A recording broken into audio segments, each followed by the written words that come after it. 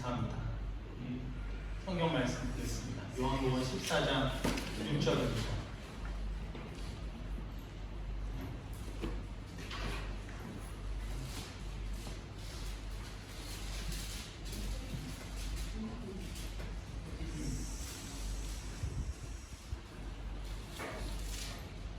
요한복음 14장 6절 말씀 같이 읽겠습니다.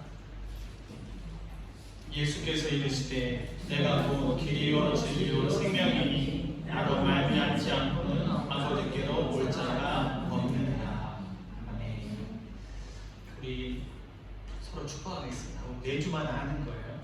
옆 사람을 향해서 하나님께서 당신을 사랑하십니다. 하나님께서 당신과 함께 하십니다. 하나님 당신을 통해서 영광 받으십니다.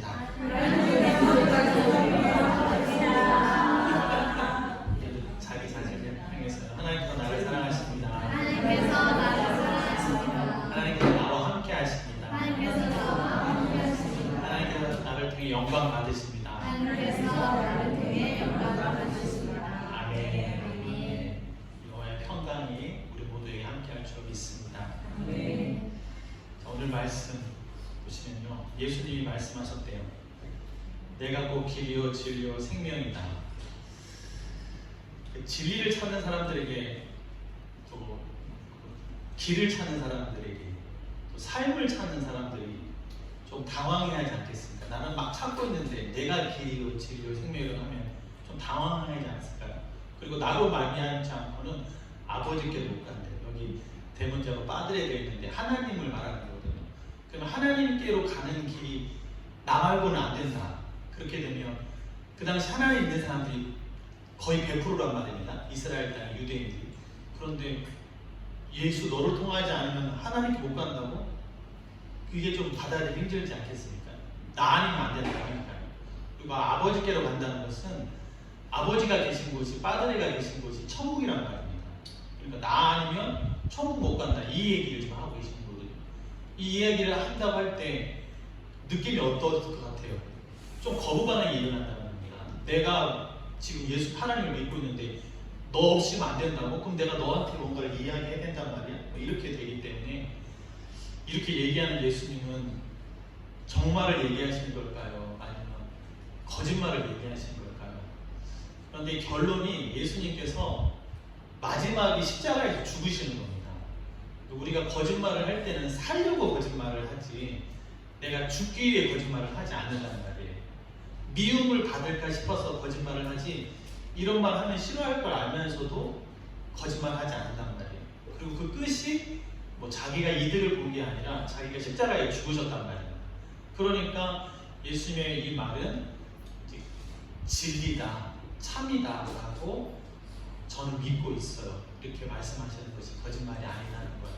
만약에 이 말이 정말 맞다면 우리가 길을 찾을 게 아니라 또 진리를 막 찾고 다닐 게 아니라 삶을 찾고 다닐 게 아니라 예수님께 가야 되는 것입니다. 또 내가 아버지께로 가기 원한다고 하면 무엇을 해야 내가 천국에 갈까를 막 찾고 다니고 고민하는 게 아니라 예수님께로 가야 된다고 하는 거예요. 그래서 오늘 예수님을 믿는 것에 대해서 조금 더 말씀을 드리겠습니다. 예수님의 이야기를 좀 드리려면 죄를 이야기해야 됩니다. 죄. 그리고 죄를 이야기하려면 죄의 시작을 얘기해야 되고, 죄의 시작은 에덴 동산에서부터 시작되었습니다. 에덴 동산, 창세기. 그러니까 가장 좋다고 하는 곳에서 죄가 시작이 돼요. 창세기 1장 1절과 구약성경 창세기 1장 1절과 신약성경 히브리서 3장 4절에는 이렇게 태초에 하나님이 천지를 창조했다. 이게 시작이에요. 그 다음에 집마다 지은 이가 있으니 만물을 지으신 이는 하나님이시라. 이게 시작입니다. 이렇게 하나님이 세상을 만들었다고 시작을 하시고, 하나님이 만든 이 세상을 보시고 창세기 1장에는 다 보기 좋다고 했어요. 하늘에 나는 새든 바다의 물고기든 각종 열매, 꽃이든 별이든 달이든 성경에는 하나님 보시기에 다 보기 좋다, 내가 행복하다 만들어 놓은 거 보니까, 하나님이 만들어졌으니까 완벽, 하지 않겠습니까? 그렇게 만든 자연을 누구에게 위임하냐면 사람에게 맡깁니다. 아들에게 맡기는 것과 같이 생각할 수 있어요. 그래서 사람만큼은 하나님과 교통할 수 있게, 신하고 어떤 교감을 가질 수 있게, 그래서 하나님의 형상으로 만들었다, 하나님의 이미지다, 하나님의 대리자를 사람으로 두고 자기가 만든 그것을 이렇게 맡겨주신 거예요. 우리가 어떤 걸 만들었는데 누구에게 맡긴다고 하는 것은 얼마나 믿는 거고 좋아하는 거고 신뢰하는 거 아니겠습니까? 이렇게 맡겨주시면서 복을 말씀하시기를 다른 동물들이나 다른 피조물에게 말씀하시지 않았지만 생육하고 번성하고 땅에 충만하고 정복하고 다스리라 이렇게 말씀하신 거예요. 하나님은 나무를 만드셨는데 우리는 그거를 다스리고 정복해서 의자도 만들고 가구도 만들 수 있고, 하나님은 철을 만드셨는데 우리는 그것으로 자전거도 만들 수 있고 차도 만들 수 있고 배도 만들 수 있고, 이게 인간에게는 복입니다. 그 복을 명령하셨어요. 그런데 이 복을 잃어버리는 그 위임받은 수임자가 그 위임하신 하나님으로부터 한 번에 멀어지는 사건이 발생되는데 그것이 선악과입니다. 선악과를 먹은 거예요. 이것은 모르고 먹은 게 아닙니다. 먹지 말라고 이야기를 했기 때문에. 그래서 이 문제는 불순종에 관한 문제예요. 주인이 딱 맡겨줬는데 먹은 것은 주인의 말을 어긴 겁니다. 모르고 한 것이 아니라 이 불순종을 통해서 하나님은 먹을 때 얘기해서 먹으면 너와 나는 멀어진다. 성경에는 죽을 거야. 이렇게까지 얘기하거든요. 그래서 이거를 하나님이 바꾸질 못해요. 먹었기 때문에. 그래서 에덴 동산에서 쫓겨나고, 쫓겨날 때 용서받지 못했으니까 쫓겨난 거잖아요. 죄를 그대로 갖고 에덴 동산을 나가는 겁니다. 아담과 하와가. 그래서 인간은 아담으로부터 원죄를 갖게 되는 거예요. 모든 인간이 아담과 하와의 후손이기 때문에 그 죄를 갖고 태어나는 겁니다. 성경은 그렇게 말해요. 우리가 죄악 중에 출생했다. 그 인간들이 출생한 인간들은 바벨탑이라든지 또 가인이 동생을 미워해서 죽인 거라든지 안에서 죄가 있는 겁니다. 내가 죄를 다스려야 되는 거예요. 죄가 없으면 안 다스려도 되는데 원죄가 내 안에 있음으로 말미암아 아담이 지은 죄가 우리에게까지 다 있게 되는 겁니다. 그래서 사실 우리가 사람이 아담과 하와 이후로 수없이 많은 사람들이 이제 생육하고 번성하는 이게 있지만 사실 죄인과 죄인이 만나서 죄를 낳았다고도 볼 수가 있는 거예요. 어린아이긴 하지만, 이쁘긴 하지만, 똑똑하고 그렇긴 하지만 죄인과 죄인이 나와서 바벨탑을 쌓는다든지 동생을 시기해서 죽인다든지 이런 죄가 많아지게 된 것입니다. 물론 그렇지 않은 사람도 있지만요. 그렇지 않은 사람들은 하나님을 경외하는 사람들, 하나님이 하지 말라는 걸 하지 않는 사람이죠. 그런데 죄가 너무 많아지니까 하나님께서 이걸 두고 볼 수가 없는 거예요. 그래서 하셨던 것이 노아의 홍수인 것이죠. 다 심판해 버리시는 거예요. 너무 잔인하다고 생각할 수 있지만 만드신 분 입장에서는 아무 문제가 안 되는 겁니다. 내가 만든 것을 하나님이 치웠다 하면은 하나님 왜 그래요 할 수가 있겠지만요. 하나님이 만들었기 때문에 내가 치워버리는 것이죠. 그만큼 죄를 싫어하시는 하나님이신 걸 또 알 수가 있는 거죠. 이 노아 홍수를 하고 난 다음에 보니까 또 인간들이 죄인이 죄를 낳는단 말입니다. 그러면 그때마다 하나님께서 다 쓸어버리고 다 없애버리시면 안 되잖아요. 그래서 하나님께서 죄를 용서하시는 하나의 방법을 마련하십니다. 그것이 바로 피 흘림을 통한 죄사함이에요. 자, 그 다음 말씀을 보시면요. 자, 이제 로마서 말씀에 기록된 바 의인은 없나니 아무도 없다. 모든 사람이 죄인이라는 걸 말하고요. 모든 사람이 죄를 범하였음에 하나님의 영광에 이르지 못한다. 그러니까 모든 사람이 다 죄인이기 때문에 모든 사람이 다 심판을 받아야 되지만 하나님께서 그렇게 하시지 않으시고 사랑의 하나님께서 한 가지 방법을 본인께서 만드십니다. 피를 흘림을 통해서 죄가 없어진다는 거예요. 그럼 누구의 피를 흘리는가? 이제 잘못한 사람이 내가 회개해야겠다 생각하는 사람, 하나님의 말씀에 벗어날 수밖에 없는 우리거든요. 원죄를 갖고 태어나기 때문에 그 사람이 자기의 형편이나 자기 직분에 맞게 비둘기나 양이나 염소나 소를 가지고 와서 가지고 온 사람이 내가 그 동물을 죽이고 가죽을 벗기고 각을 떠서 성전에 갖다 주면 거기서 레위인들이 그것을 불로 태우는 겁니다. 근데 여러분, 비둘기 한 마리를 죽여서 각을 떠고 가죽을 벗겨서 뭐 내장을 끄집어낸다는 거, 그거 쉬운 거 아닙니다. 일단 비둘기가 살려고 소리칠 것이고요, 피가 튀겠죠. 양과 염소는 어떨 것 같습니까? 내가 한 번에 양과 염소를 우리가 죽일 수 있을 것 같아요? 한 번도 해본 적 없을 뿐만 아니라 양과 염소가 소리지르겠죠. 소는 어떨 것 같습니까? 소를 내가 칼로 죽인다? 소가 가만히 있을까요? 뛰고 움직이고 피가 튀고 죽이는데 시간이 너무 많이 들어가요. 또 가죽을 벗기고 각을 뜹니다. 그게 쉬운 겁니까? 잘라내는 게 쉬운 게 아니죠. 그리고 그것을 성전에 갖다 주면 레위인들이 불러 태우면 고기 굽는 냄새가 나겠죠. 이것을 잘못한 사람이 다 보는 겁니다. 그러면서 내가 저렇게 죽어야 되는데 대신 동물이 죽는구나. 그 동물에게 죄를 전가하여 그 동물을 죽이는 거예요. 내가 그렇게 죽어야 되는데 동물이 대신 죽는구나. 이 피 흘림의 제사를 하나님께서 마련해 두심으로 사람들은 성전에 모여서 구약시대에 그렇게 동물의 제사를 피를 흘리는 제사를 드릴 수 있게 되었던 것이죠. 그러다가 신약성경에 와서 하나님께서 예수님을 보내주십니다. 요한복음 3장 16절 말씀. 하나님이 세상을 이처럼 사랑하사, 세상이라는 우리를 말하는 거예요. 너무 사랑하셔서 독생자를 주시는데 이 독생자가 예수님이 된 것이죠. 그를 믿는 자마다 멸망하지 않고 영생을 얻는다. 멸망이 있기 때문에 멸망하지 않도록 하기 위해서 예수님을 보내주신 것이고, 구약의 그 방법 그대로 예수님에게 우리의 죄를 전가하여 십자가에서 죽게 만들었다라고 하는 것입니다. 그래서 예수님을 성경에서는 우리의 죄, 세상 죄를 지고 가는 하나님의 어린 양이다라고 말을 하는 거예요. 놀라운 것은 이것이 신약시대에 와서 갑자기 만들어진 것이 아니라 이것까지도 이사야 선지자가 이사야 53장 5절 6절에서 예언하고 있다고 하는 것이죠. 여기서 말하는 그는 예수님을 말하는 것입니다. 그가 찔림은 우리의 허물 때문이요, 우리 때문에 찔림이 되고, 그가 상함은 우리의 죄악 때문이라. 그가 징계를 받음으로 우리는 평화를 누리고, 그가 채찍에 맞음으로 우리는 나음을 받았도다. 우리는 양 같아서 그를 행하여 각기 제 길로 갔거늘 여호와께서는 우리 모두의 죄악을 그에게 담당시키셨도다. 구약시대 때 동물에게 전가한 그 죄를 동일하게 예수님께 전가시켜서 십자가에서 죽게 만들었다라고 하는 것입니다.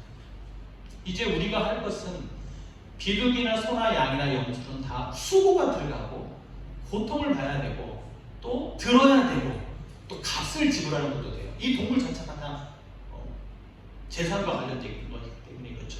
그런데 예수님께서, 하나님께서 독생자를 보내셔서 그 구약의 율법을 한 번에 다 이루심으로 말미암아 우리가 해야 될 것은 이제 예수님을 영접하는 것밖에 없는 거예요. 요한복음 1장 12절 말씀.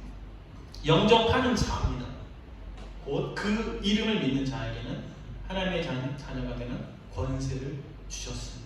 그래서 예수님을 영접하고 믿으라고 말씀드리는 거예요. 아니요, 제가 지은 죄가 너무 많은데, 제가 죄를 다스리기 원하나? 죄가 너무 많습니다.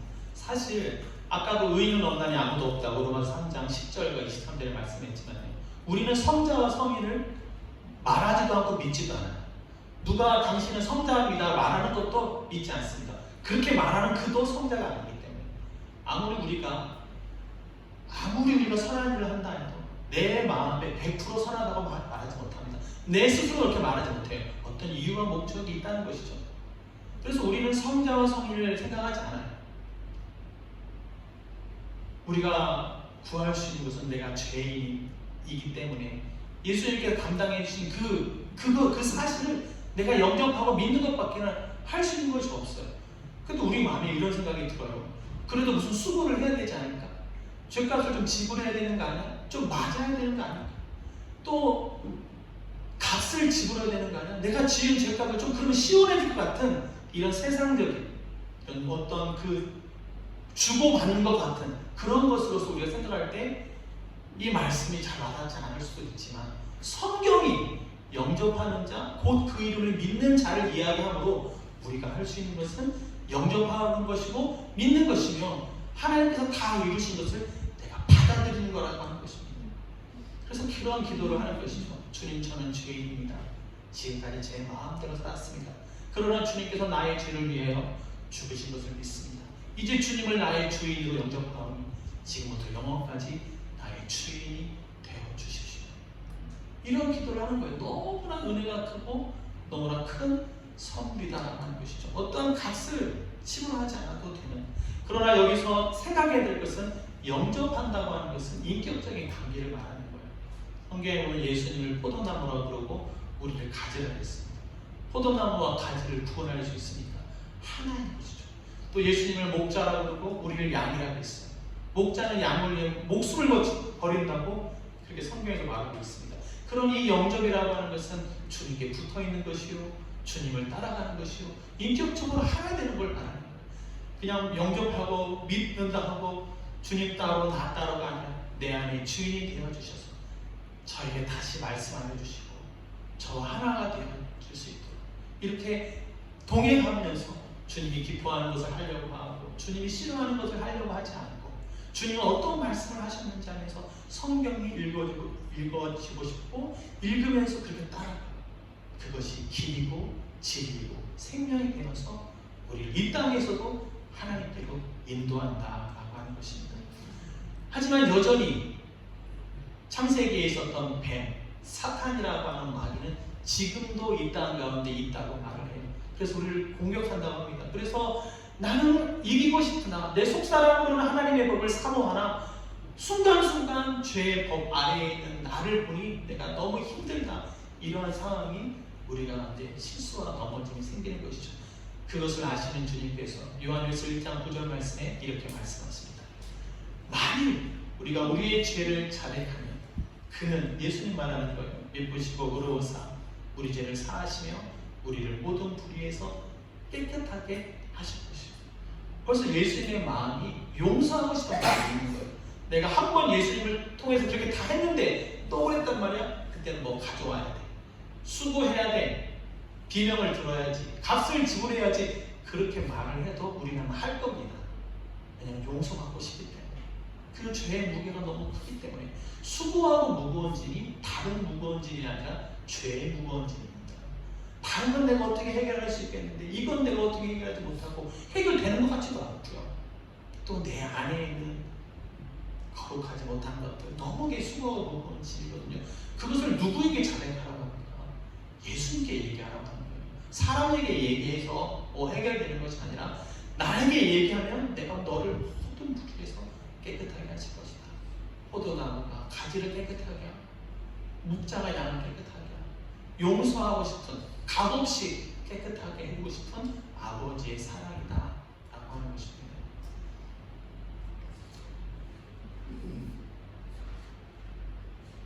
그래서 다 이루신, 십자가에서 다 이루시고 값을 주신, 지불하신, 몸으로서 피 흘림으로 그대로 값을 지불하신 그 예수님을 믿고 영접하여 죄에서 자유함을 저와 여러분들이 되기를 바랍니다. 끝으로 한 구절, 히브리서 9장 27절 말씀에 한 번 죽는 것은 사람에게 정해진 것이고 그 후에는 심판이 있습니다. 모든 사람은 다 죽는다고 성경이 이렇게 말합니다. 그런데 그 이후에 심판이 있습니다. 이 심판이 아버지께로 가게 되면, 심판 이후에 아버지께로 가게 되면 어떻습니까? 아버지께로 가면 안식이 있고 쉼이 있고 잔치가 있고 격려가 있어요. 그러나 그 심판 이후에 아버지께로 못 가게 되면, 아버지께로 간다고 하는 얘기는 천국에 간다는 겁니다. 아버지께로 못 가게 되면 거기는 슬픔과 고통이 있고 거기는 지옥이 되는 것입니다.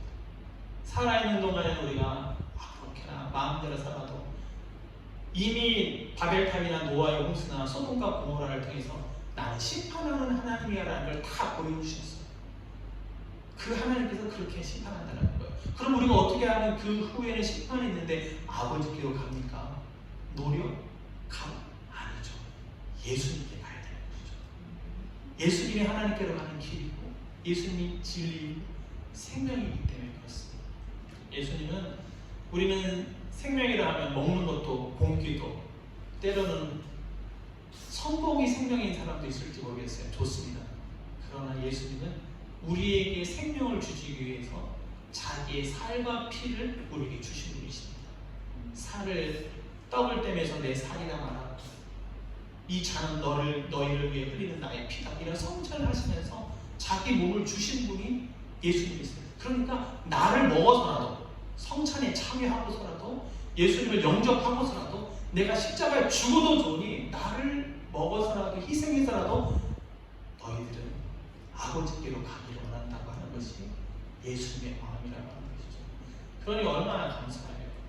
노력이나 값을 지불하지 않고 예수님께로만 가면 아버지께로 간다고 하니 얼마나 우리가 감사하고 큰 은혜와 선물을 우리가 받은 사람인가 라고 하는 것입니다.